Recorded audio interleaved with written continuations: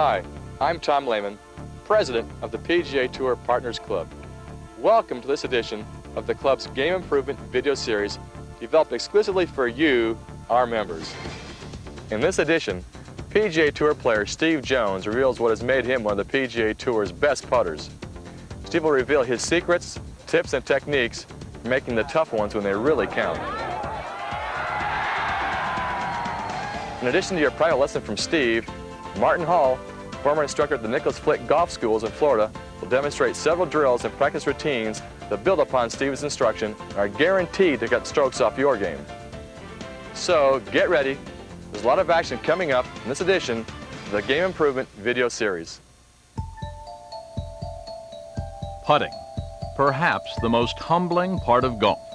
Many great ball strikers have fallen victim to the challenges on the putting surface. Nowhere on the golf course can the effects of pressure be so overwhelming. Did you know that 50% of the strokes you spend on the golf course is on the putting green? Well, today I want to show you some techniques that will help you in that area. But don't expect me to give all my secrets away. So stay with me. The PGA Tour Partners Club presents the Game Improvement video series, developed exclusively for members. These informative instructional tapes take you into the minds of the PGA Tour's very best as they lay out their blueprint for better golf. In this edition, PGA Tour champion and former United States Open champion Steve Jones shares his insights for accurate putting.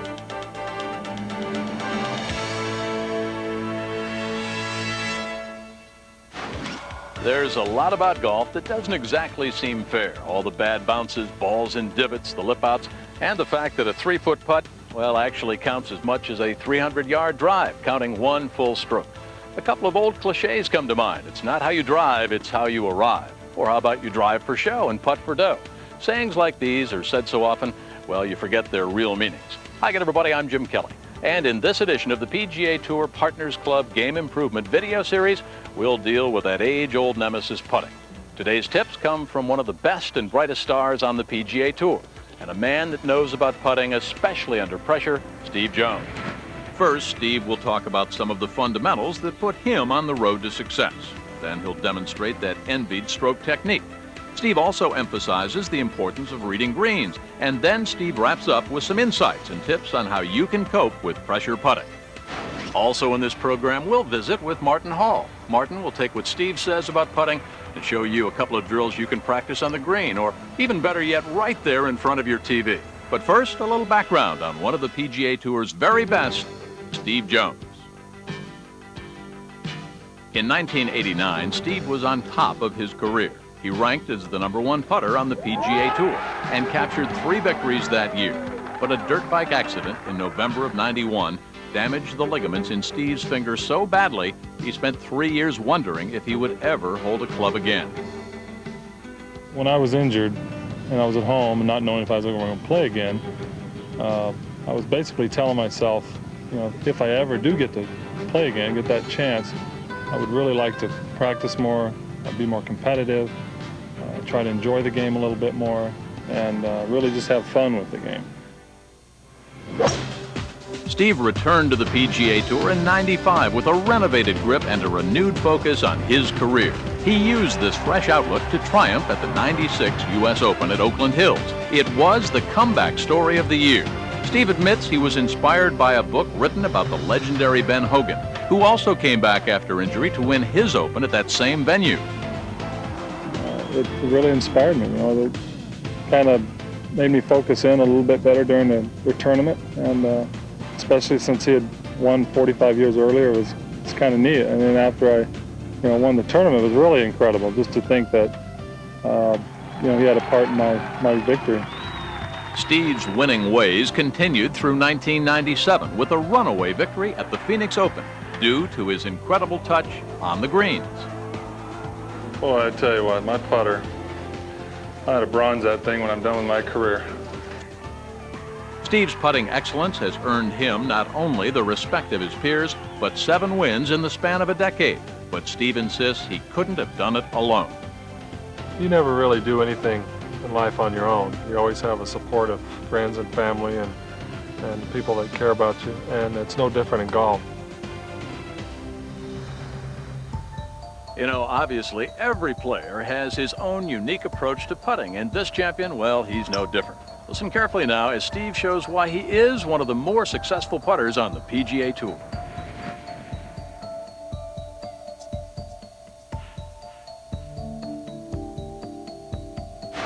Members, what is it you like about your putter? There's the long putter, the short putter, and various different other types. The reason people use long putters is to stabilize their left arm against their chest, and their right arm is the only arm moving. That way they can keep their club head square to the hole. Let's look at 3 different types of balanced putters. You have the toe balanced, the heel toe balanced, and the face balanced putter. There's not one putter that's suited for everybody. But the most important thing is that you like the way it looks and you like the way it feels. That's why I've used this for 15 years. There's a lot of putters out there, a lot of good ones, but find one you really like. That way you can have confidence in it and stick to it. The reason I use a short putter is because I putt with a straight left elbow. And what that enables me to do is to keep the putter head, my hands, and my shoulder working in a one-piece motion such as a pendulum. And that keeps the club head really square to the hole. There's no one technique that works best for everyone, but the most important thing is that your hands work together in a one-piece motion. Let's look at 3 of the most popular grips today. The baseball grip, the cross-handed grip, and the long overlap grip. I personally use a long overlap grip because when my finger is extended down the shaft, it stiffens the back of my wrist. Therefore, I'm able to keep my left side a lot firmer and my club face square to the ball.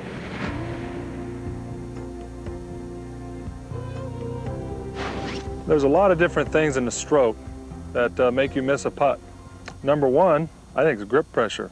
It's very important to grip the putter at a certain pressure. Not real tight, but just firm enough to hold on to it so it won't wiggle all around in your hand. So when you get over the stroke, don't grip it tight so you can see the veins in your arms. Just nice and smooth, nice and firm. That way, take it back and accelerate.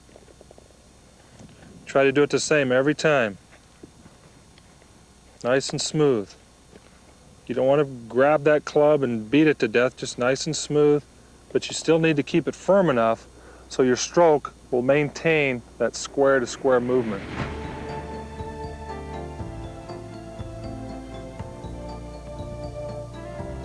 Let's talk about ball position. A lot of people have the ball too far forward in their stance or too far back. When you have the ball too far back in your stance, the putter is pushing the ball into the green and it will skip along the green. When the ball is too far forward, you're hitting it on too much of an upswing motion and it's hard to keep the blade square. The way I like to align my feet is I put them close together, square to the hole. Once I've aligned myself, my feet, hips, and shoulders square to the hole, then I separate my feet. It keeps you very square to the hole and everything flowing in the right direction.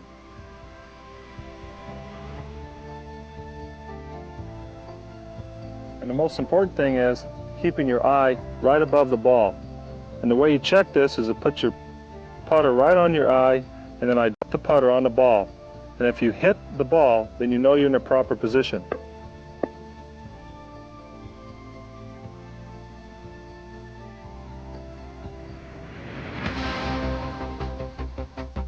And now Martin Hall. Fewer putts means lower scores, there's no question about that. And of course Steve Jones is a wonderful putter, he won the US Open. What a great setup he has to the ball and how much we can learn from that. I see so many people as I watch them putt, they get their lines all wrong. Now by that, I mean the shoulders are going one way, the arms are going another, the head's going another. If all those lines are loggerheads, you're not going to do a very good job of rolling the ball on line. So I think the first stage in becoming a better putter is to learn to set up properly. Here's the drill I'd love for you to do to learn to set up properly to your ball on the greens. So one of the great drills to make sure you're in a super setup position is to start with the putter up at eye level. You can see the leading edge of the putter is perpendicular to the ground. You can see that the arms are level and the eyes are level. If I turn to the side, I think you'll appreciate there just how my eyes and arms are fairly level. Often we see people with the right arm too high or the left arm too high. Whenever you get angles in the setup, one way or another, you're going to need compensations in the stroke. So one more time to get that set up. Putter perpendicular to the ground. Your shoulders will be fairly level. Your eyes are fairly level. That puts you in a very sort of, shall we say, squared off position.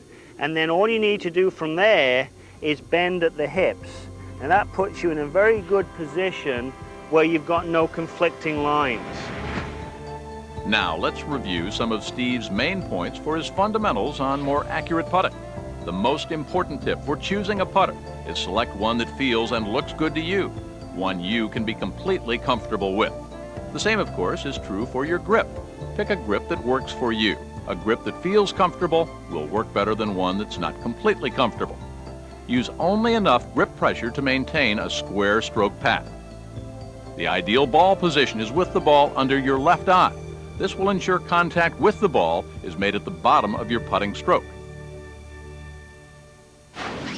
Obviously, putting has always been a key ingredient to being successful on the PGA Tour. You know, we've seen scores of great putters walk the links and the fairways over the years, and we've seen the putting stroke change. It's been modified, and even today, changes continue to, well, to confuse. Let's look now at some of the great putting strokes and how and why they've changed. Over the years, the putting stroke has evolved away from the snappy wrist movements of players like Ben Hogan, Jerry Barber, Sam Snead, and Billy Casper. The main reason players back then used more wrist was because of the conditions of the greens. Today's players putt on finely tuned surfaces, but the legends of yesteryear had to battle the grain of the green. In fact, Sam Snead once said, "I never bothered much about the break. I just looked for the grain and putted the way the grain went." Due to the absence of verticut machines and other manicuring techniques, the greens back then were much slower and trickier to navigate. But advances in agronomy have brought a more uniform grain to every green, which meant players could concentrate on gaining more consistency and control in every roll.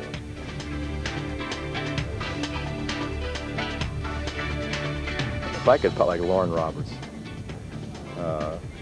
day in and day out, everything. Two-time putting leader Ben Crenshaw is a quintessential favorite among the players and the gallery. In fact, he loves his putter so much he nicknamed it Little Ben. Phil Mickelson, also famous for his putting touch around and on the greens, has earned 12 PGA Tour titles with his gentle stroke of the blade.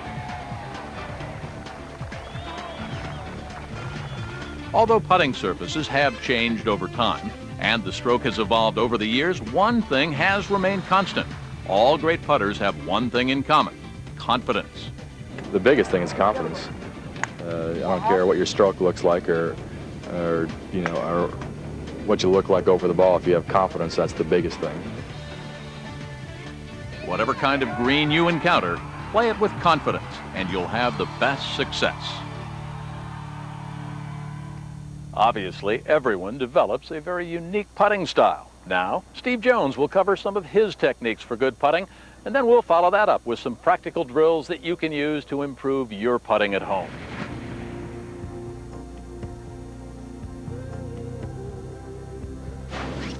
A lot of amateurs are too wristy in their stroke. I like to keep my left wrist firm because that keeps my blade square to the hole. If you get too wristy, it'll also cause you to get real quick. So keep it nice and firm with the left wrist, low and slow, and accelerate through.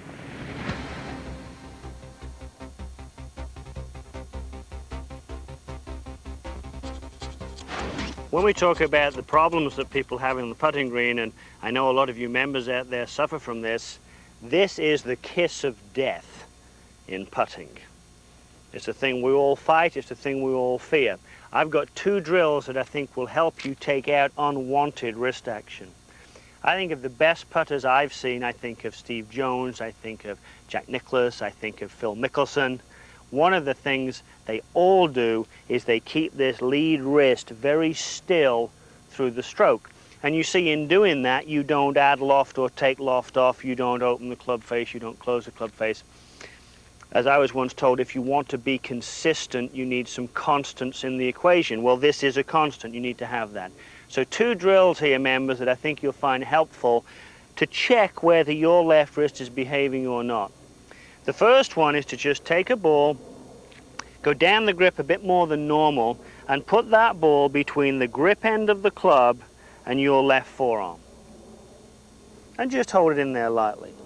Now, if you're making a, I shall call it a Steve Jones type of stroke, and you'll see the similarity here, you'll see that the shaft, the grip, the hand, the wrist, the arm, they all move as one going through.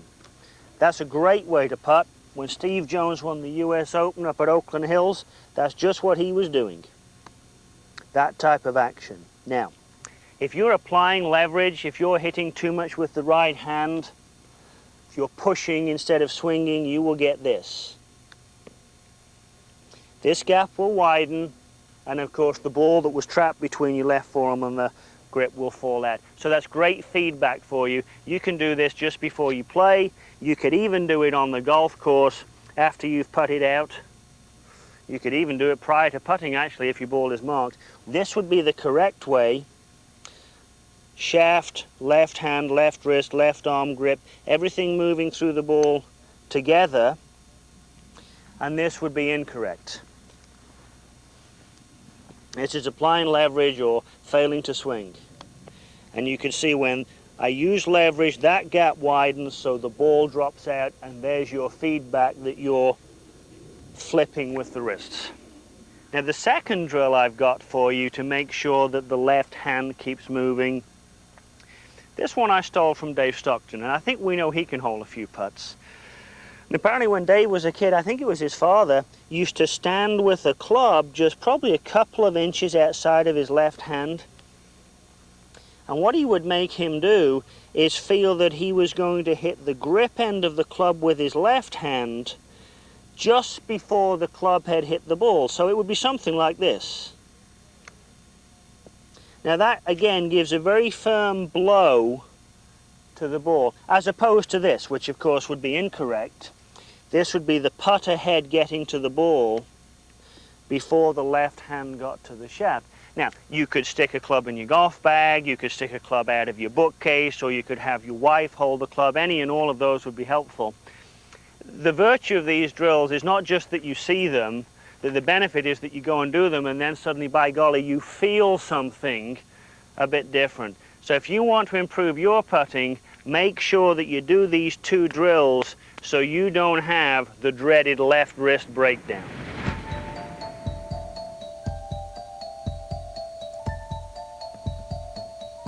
The reason a lot of you members miss putts is because you open or close the club face. It's not so much a hook stroke or a slice stroke.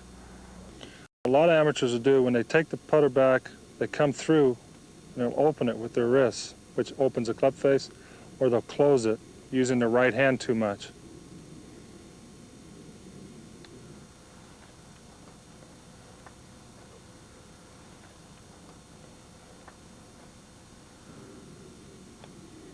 And the open stroke,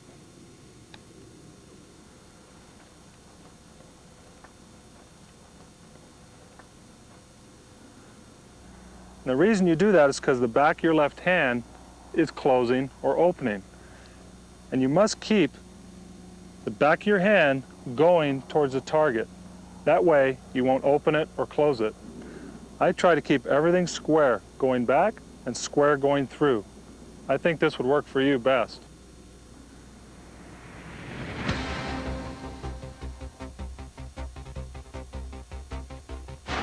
I've certainly heard over the years how important it is to putt with the putter going straight back, straight through.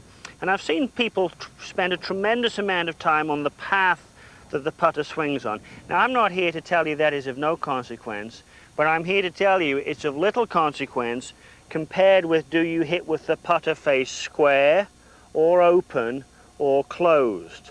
Now, a couple of styles that we might recognize. Gary Player all his life, Bobby Locke all his life, perhaps because they grew up on grainy greens, always felt that they hooked the ball into the hole. And they had a stroke that was very much in to out. And they did look like they hooked the ball into the hole. But what they were really doing was still hitting with the face square at the bottom of the arc. Aoki, the great Japanese player, has often said that he feels he cuts the ball into the hole. Lee Trevino is another who feels that the heel is leading and he cuts the ball into the hole. And so in doing that, there's a slight out to in stroke. Now I would contend that what they're both doing is one has a path that goes out, one has a path that comes in, but when it comes to the moment of contact, they're square. You see, putting is a lot like clapping hands, and the way you can find out if you're putting square is by using this. This is a piece of PVC pipe, that's all that is. I wrapped a bit of duct tape around it, and it's a great way to find out if you're hitting with the putter face square or open or closed. So here's how you could use this on the carpet at home. Get your putter in the center of that PVC pipe. If you strike it square, that's to say you have the whole face hit all the pipe at the same time, then it will, as it did there, roll end over end. You won't see it skid. However, let's say you're a player who hits with the face too open. That means the heel comes in early. Watch what happens to this pipe if I come in with the heel too early. That will be feedback for you. Let's say you're a player who hits with the toe end too soon. A lot of good players tend to do that. They pull the short putts. They get this look.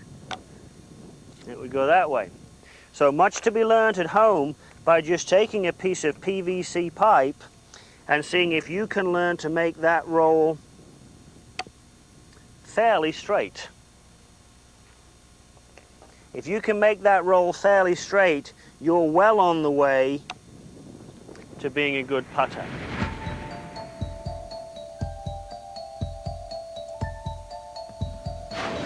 Let's talk about my stroke technique. The main thing I try to do after I get square to the hole is I think about keeping my putter head as square as possible on the way back and on the way through. And the only way you can do that is with an accelerating stroke. You don't want to decelerate the stroke. This is what it looks like. It's like a pendulum stroke, straight back, straight through. And the putter is just working by itself, nice and smooth. The centrifugal force, keeping the putter square. You have to keep your left wrist firm. You don't want to take it back too far and stop on it. I like to take it back short and accelerate through, making it almost every time.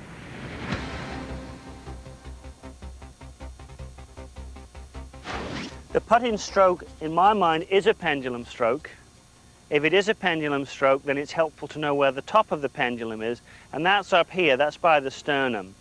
I'm going to take this plastic rod, put it in the end of my putter, and create a pendulum, and the top of the pendulum then becomes the sternum up here, rather like using a long putter. And you can see here, when the putter's below my sternum, that would be its lowest point of swing, the lowest point of the arc. Because of the way pendulums swing, that would be where the club head's going the fastest. That's where you should position the ball, right at the bottom of the arc, which happens to be the ball just under the left eye. So I love to have people feel when they putt that an extension of the putter would be right up there, like the long putter, and that gives you a pendulum type stroke. That's actually why the long putter works so well. So in setting up, let's make sure the putter head is under the sternum and the ball position is just in advance of that. Better to judge ball position from sternum and left eye than it is from foot position. Now, I made mention of a pendulum stroke. I know that's something Steve feels is important. Let me talk about what a pendulum is, what it really does. When you watch something swing back and forth like that, that's a pendulum swing, and there is acceleration present. And a lot of people seem to think that pendulums don't accelerate. Well, they do, as long as they're going downwards. The maximum speed would be right at the bottom. Pendulums create their own acceleration, and that's what we've got to do when we putt. I remember Ben Crenshaw saying one time that he felt when he was putting, he set it in motion, but once he had set it in motion, he just let the putter swing itself. I'm in favor of making a pendulum type swing which creates the acceleration, and to that end I've got a weight on a string here. I'm going to use that as our pendulum. Now start by swinging forwards, then back and forth and back and forth. That gives you very much the 1-2 rhythm, the 1-2 beat that all good putters have. Now if you apply too much pressure with the hands, if you rush the putter head, you'll get out of sync with the weight. You don't want to do that. You want to be doing something like this. Start by going here. There's the pendulum stroke, pendulum creating its own acceleration.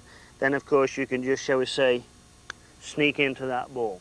That gives you a very smooth, even rate of acceleration, so much better than helping with your hands. So if we're going to make it a pendulum stroke, let's remember that pendulum has a rhythm, a beat to it, and if you do that, you'll be on your way to putting much better.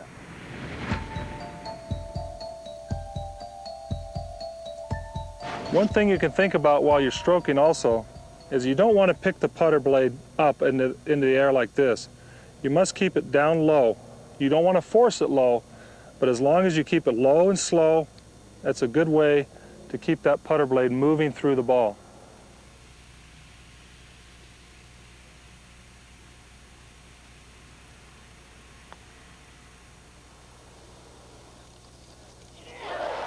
Some of the problems that amateurs have is lower body movement. In the putting stroke, you really shouldn't have any.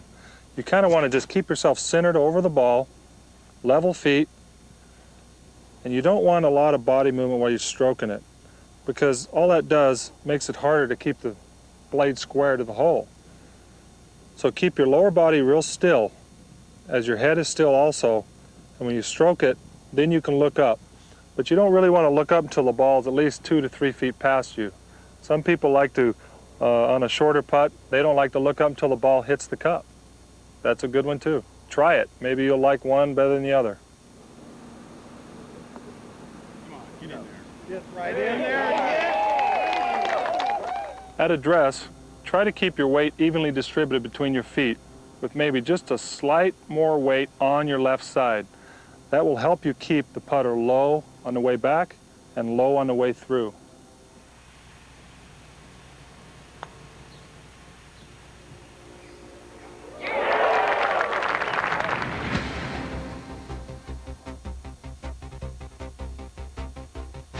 Two other thoughts to really polish that putting skill. One is the precision part of putting. You can putt with a sand wedge. Now, I don't mean to loft it. I mean to take that leading edge of the sand wedge and feel that you have the leading edge of the sand wedge hit the equator of the ball. If you're hitting up too much or down too much, you won't get any roll out of this.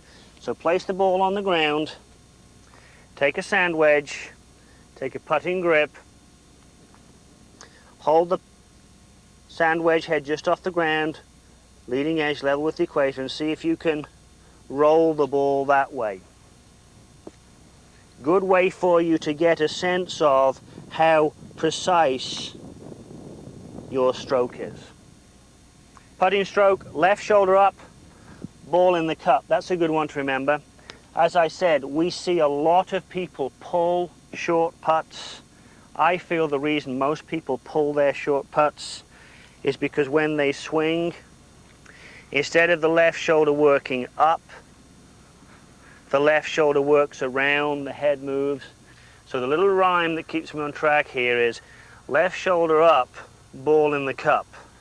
Left shoulder round, still above ground. So when you putt, you can do it holding your club in your right hand, just putting with your left hand, or you can just imagine there's one there. But try and make sure you work the left shoulder up. as opposed to around.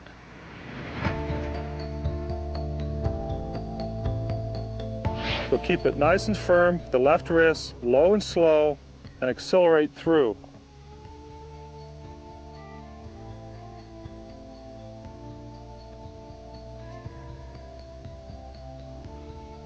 I try to keep everything square going back and square going through. I think it'll work for you best.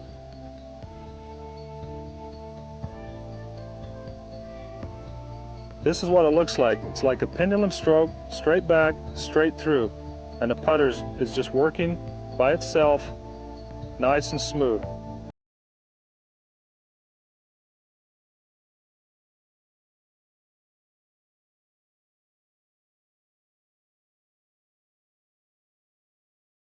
All right, now that you're on your way to better putting, what's next? You're going to need a good reaction when you start dropping all those putts. For instance, you don't have to think about it. Do you give it the double pump or maybe one of those? We'd like you to have all the tools. Here's a few tips on how you should react when you start to make those important putts.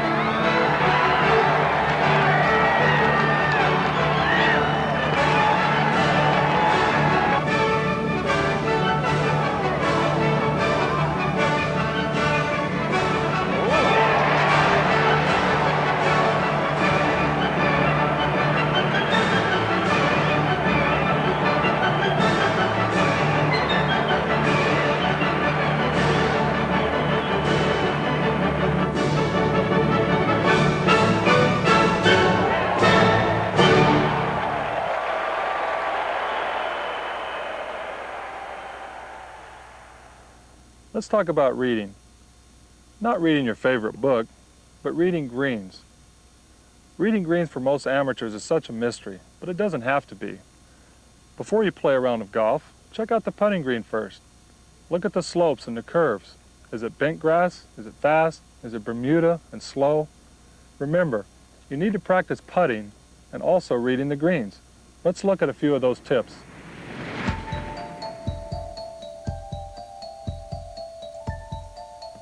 The first thing I do when I'm walking up to the green is I try to determine, is it a downhill putt, a side hill putt, an uphill putt? That way I get a feel already when I'm coming up to the green what it's going to do. Then, after I get down behind the ball, I like to draw lines. My first line is right to the hole. Is it a straight putt? If it's breaking to the right, then I'll play it out 6 inches or a foot. If a foot's too much, I'll bring it into 6 inches. That way I keep narrowing the margin and I determine exactly how many inches or a foot or feet, it is from the hole. On this particular putt, it's going to break about a foot. And I've put a tee right out there. Now I'm going to draw a line from this ball right to that tee. And I want to square my body up to that tee and stroke it right at that tee 1 foot from the hole. Let's try it. Square yourself up, and I'm drawing a straight line right to that tee. And I'm going to stroke it right at that tee.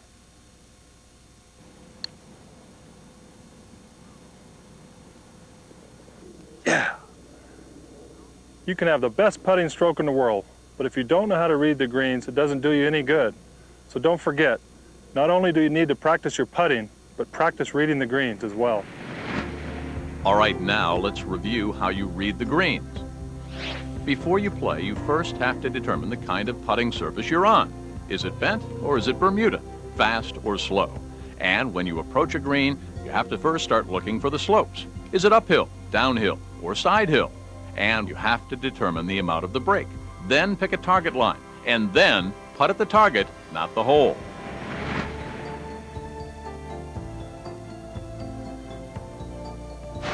You know, one of the advantages of this series is that you can actually get into the heads of the top players. What do they think about when they're out there putting under the gun?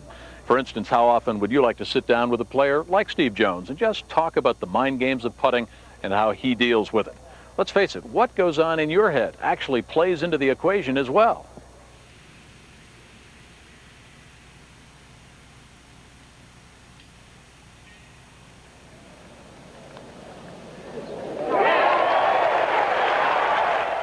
Let's talk about the mental approach to putting. I believe the most important thing you can do before you stroke that putt is to stay focused on what you're doing. And number two, once you get your routine down, stick to that routine. Get the line of your putt, stick to your routine, and stroke it. When you practice 2 strokes and hit the ball, do that. Don't take an extra minute or 2 to look at the putt. Once you figure out what you're going to do with the putt, go ahead and stroke it. And that's what you want to do, is focus in on that line, focus on your stroke, and stick to it.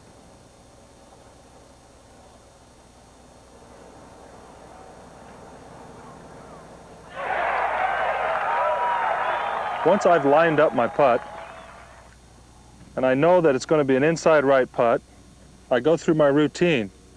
I square my shoulders up, my feet up, and what I normally like to do is take 2 little practice strokes, just like I'm going to hit the ball. I watch the line, I look down the line 1 time, and I stroke it. One of the things I think about is the rhythm of my stroke, the putter blade. I don't want to jerk it back, and I don't want to take it back real slow either. The main thing I try to do is take it back smooth and accelerate through. You need to be very confident when you're stroking that putt. If you want to make it, first of all, be confident. Even if you stroke it well, there's some days you're just not going to make those putts. Everybody goes through it. It's easy to get discouraged and down on yourself, but a good putter always comes back and tries again.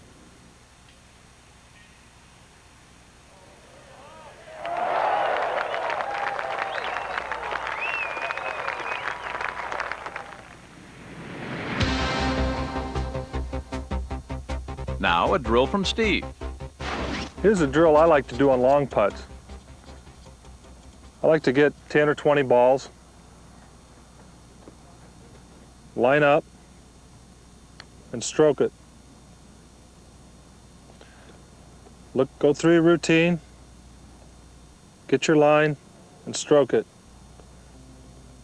Making sure you accelerate on each putt. Looking at that line, stroking it. It's a great tool because it gives you a feel for the longer putts, and you know exactly what you're doing, if you're opening it or closing it or whatever. And it really helps you to gain confidence in your stroke and your routine.